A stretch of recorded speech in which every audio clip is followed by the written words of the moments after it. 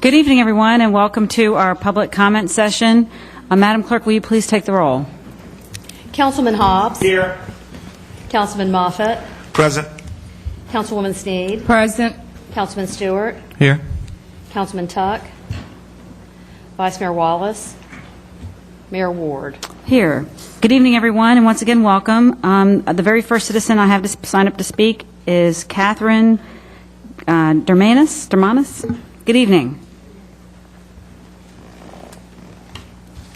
Good evening. My name is Catherine Gasparis-Germanis, and I live at 1668 North Mallory Street in Buckrow, and I'm currently the president of the Buckrow Improvement League. Last May, the Buckrow Improvement League sponsored its third annual Buckrow Arts in the Park. We brought back the arts back to Buckrow. We used to have that event many, many years ago. And the Arts in the Park was never intended to be a moneymaker, but it was intended to bring positive, family-focused events to the Buckrow area.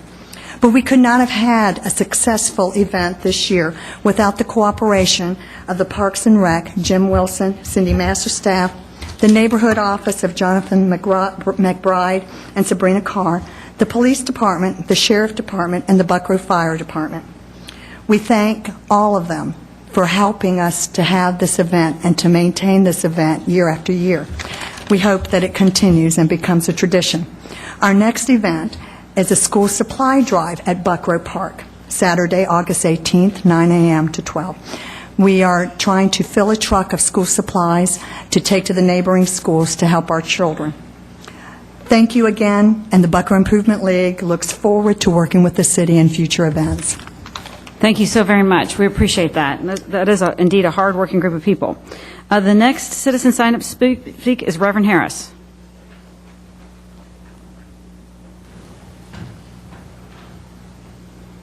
Good evening. Good evening, Madam Mayor, Council, and City Attorney, City Manager. I am Marcellus Harris, Reverend Harris, and I have foregone my prayer service tonight to be here. Just thought I'd get that on the record for a higher power. And I'd also like to say good evening to the new council, people I haven't had a chance to greet or to come before with any particular city matters. I am here tonight on behalf of the Coalition for Justice for Civil Rights. We had come rather prepared to make a report and some recommendations, but because of some unfolding events and some very important urgent issues that are complicating that matter, we have decided to defer our report and recommendation until the ad hoc committee meets before this council about its findings. But we are prepared tonight to suggest to you that we would like to have you have our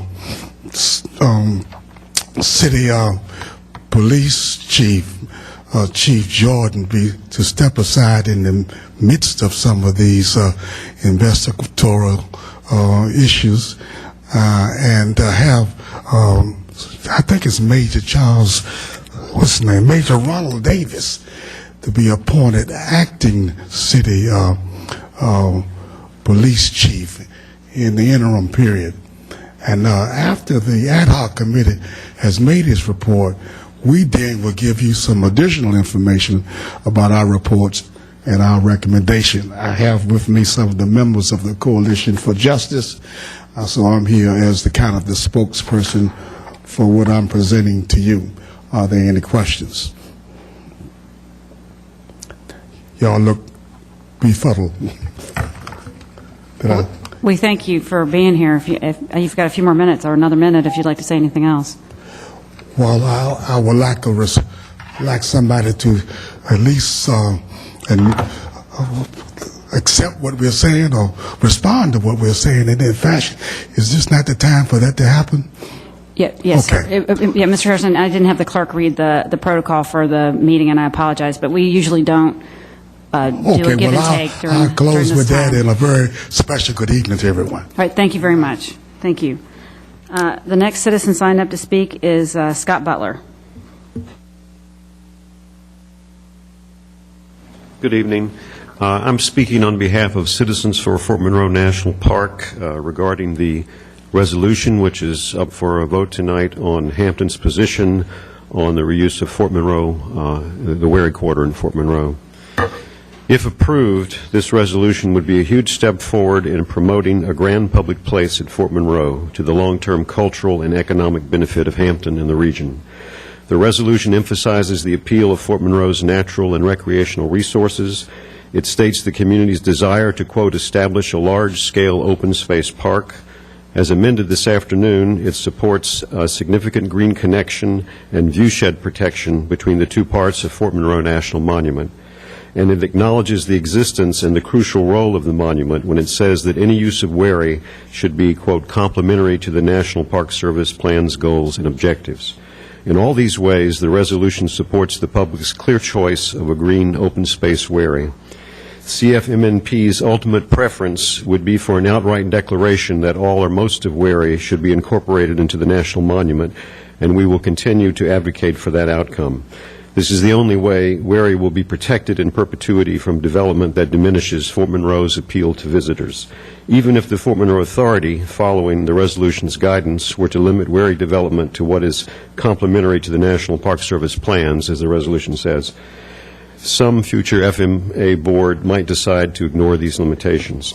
But our goal aside, we certainly recognize the significance of this resolution. It points the FMA in the right direction, that is, toward what the public wants for Fort Monroe and what is best for Hampton and the region.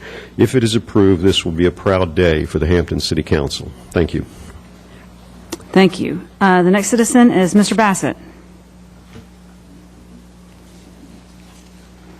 Good evening. Good evening. My name is Hugh Bassett. I'm representing the Old Northampton Community Organization, and we would like to bring you thanks from the criminals, thugs, and hoodlums in Old Northampton, because the police, I guess it's a substation or whatever you call it, sub-precinct that was in a Langley shopping center, is now closed. And when it was brought up at our meeting, I thought that it was going to remain open. So now we don't have as much police presence in Old Northampton as we previously had, because that substation provided a lot of the service. So the crooks now have a little bit more time to get away with their criminal activity.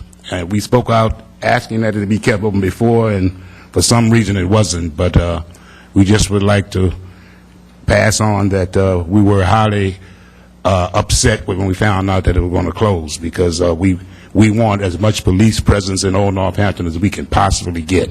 And so that means that now the lag time is going to be a little bit longer. And maybe later on when you get a little bit more money or whatever the reason was, you might want to reopen that, because it makes a lot of difference as far as police responding to crime or police responding to calls. So now they're going to have to come from further away. So like I say, the criminals, thank you. All right. Thank you, Mr. Bassett. Mr. Casparillo.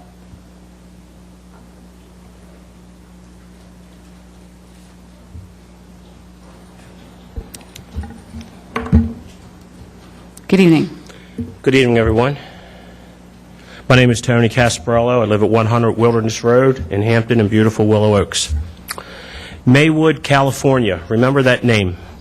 When candidates run for council, they are often asked what could be done to keep people from leaving Hampton or to make sure people move to Hampton.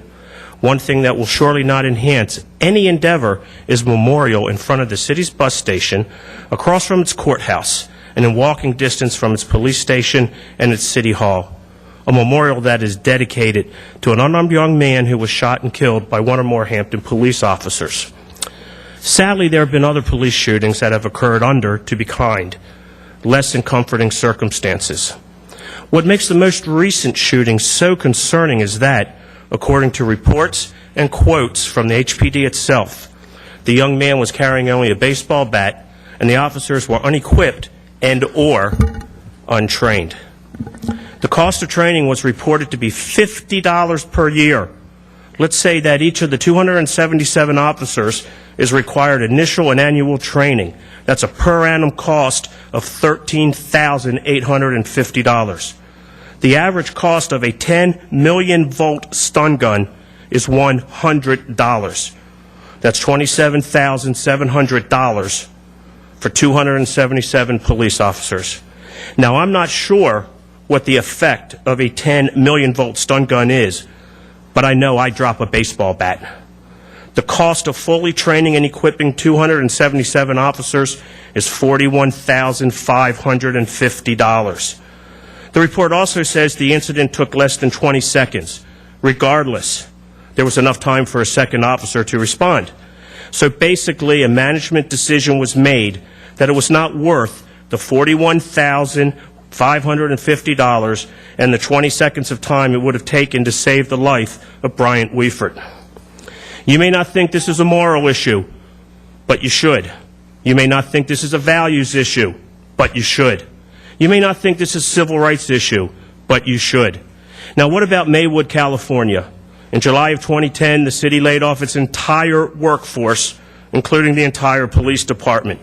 Revenue had declined, but Maywood's biggest problem was by far its police department. There were $19 million in claims pending against the police, which made it effectively impossible for the city to get insurance for any of its employees. If Maywood did not dismiss the workforce, officials said bankruptcy would have been the only option. Even if you don't have the heart to look at this as a moral issue, or the soul to look at it as a civil rights issue, you damn well better have the brains to look at it as a financial issue. God help us all if you don't. Thank you. All right, thank you, Mr. Casperello. Next is Mr. Boone, and then Mr. Brombeck.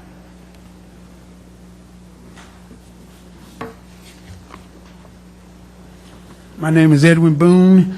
I reside at 48 Snow Street. Acceptable forms of ID for voting in Virginia. All voters are required to show one form of ID in order to vote a regular ballot in Virginia. One of the following IDs: Virginia voter card or Social Security card or valid Virginia driver's license. Note, licenses expiring within 30 days before Election Day will be considered valid for use as voter ID or concealed weapons permit. Any other ID issued by a government agency of the Commonwealth of Virginia, including a public college or university in Virginia, or one of Commonwealth's political subdivisions, counties, cities, towns, etc., or the United States, or any valid employee ID card containing a photo and issued by the voter's employer in the ordinary course of business.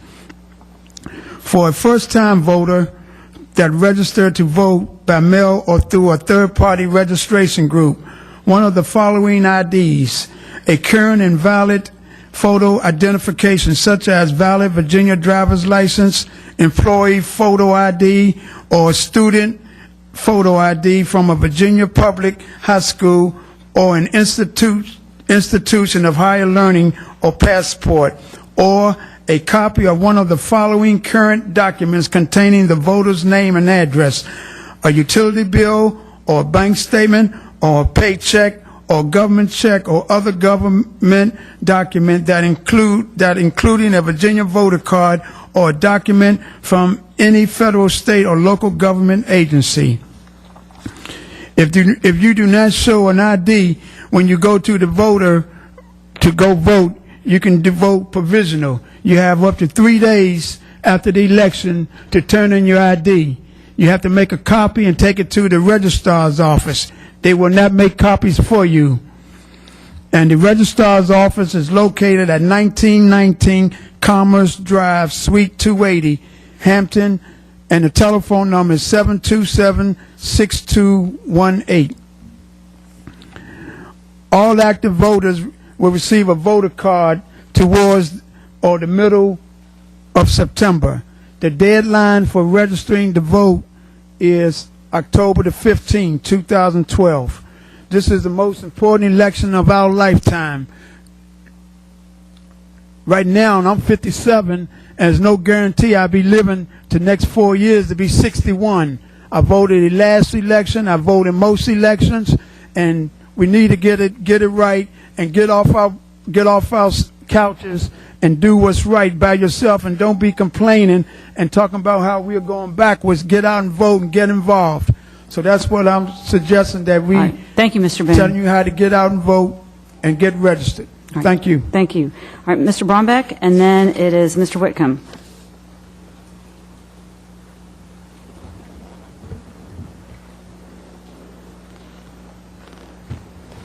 Good evening. Good evening, Madam Mayor, City Council. I understand we have two newly elected council persons, William Hobbs and Ms. Sneed, I think her name is. Welcome to them both. As the old adage is, welcome to the shooting gallery because you're going to be awful busy. I just want to say again, and I'm going to sound like a broken record.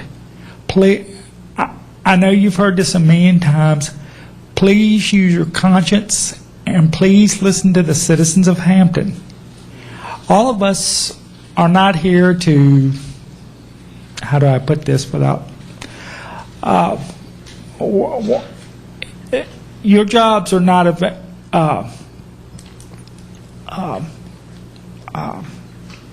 your jobs are very important, but you've got to listen to the citizens of Hampton. You've got to listen to the groups when a lot of us come up here and talk to you. Just use your common sense. Listen to us, and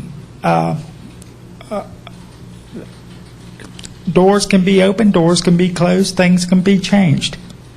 When we have a problem, we'll come to you with our problems and listen with, just listen with decency and respect. It's not hard to do, but, this is the United States, and, we're a free democracy, so we just need to start acting like it and get out and vote. Thank you. Thank you. Thank you for being here. All right, Adrian, it's your turn. Mr. Whitcomb, good evening.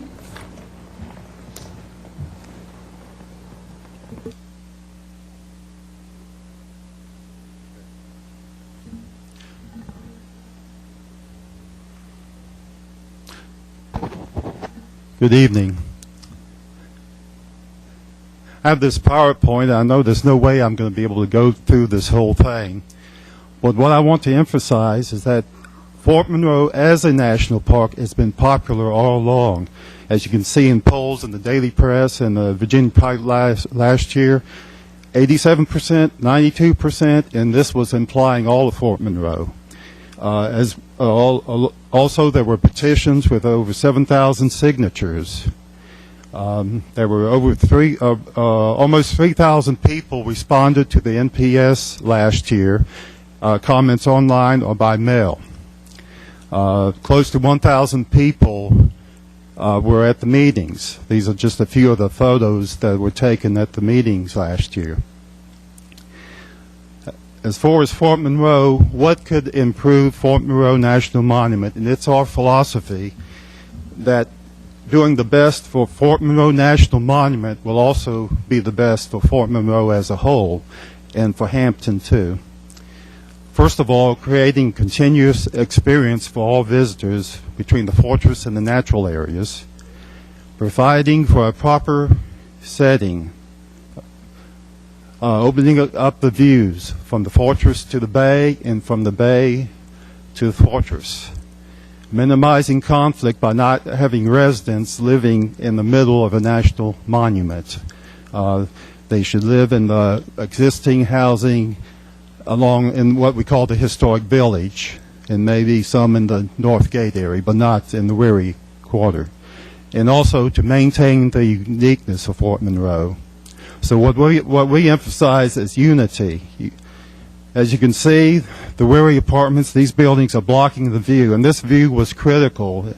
Going back to the 1860s, you had to have an open view to see the enemy coming across the bay or up into Hampton Roads, either direction. So as this map shows, this illustration shows, there was open space to the east as well as to the north. there was very limited development, and it was on the west side.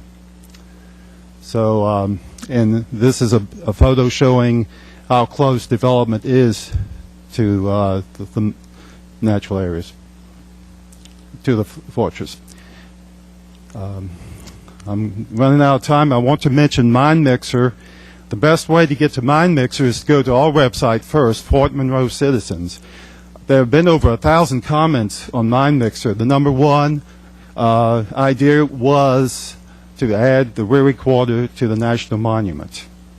And we would like to see this concept, number two, with a green Weary. And please go to our website, fortmonroecitizens.org. You'll see that not only this presentation, but an expanded view with more slides and links to all kinds of things. Thank you very much. Thank you very much. Have a good evening. You did a good job getting through that in 3 minutes, too, I have to say. Thank you. Good job. I want you to give a seminar to staff after the meeting, so we can get them to do their PowerPoints as fast. Yes, I have. Okay. All right. All right, thank you so much. That is Mr. Whitcomb was the last citizen I have signed up to speak. Would anyone else like to address council this evening? Yes, sir.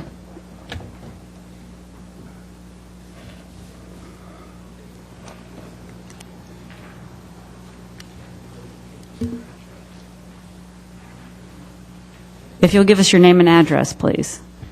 Hi, my name is Andreas Johnson from 1113 Mallory Street. I would like to address the council about the fluoridation of water in the city. I just recently found out information about the Harvard study, one of almost 1,000 studies that have been done recently about the fluoridation of water. The Harvard study suggests that fluoride is added to about 70% of U.S. public drinking water supply to prevent cavity and teeth decay. This benefit seems to be dubious at best. There's practically no difference between fluoridated areas and non-fluoridated areas in the country, or between this country and any other country that does not fluoridate. Yet we still fluoridate our waters. And there's also another suggestion by this study that fluoridation damages IQ levels as well as is detrimental to children and newborns. My suggestion to the council is to think about possibly taking this out because there seems to be no positive effects, only adverse effects. Thank you. Thank you. Anybody else who hasn't spoken would like to address council? All right. If not, then the public session is closed, and we will be back here at 7 o'clock.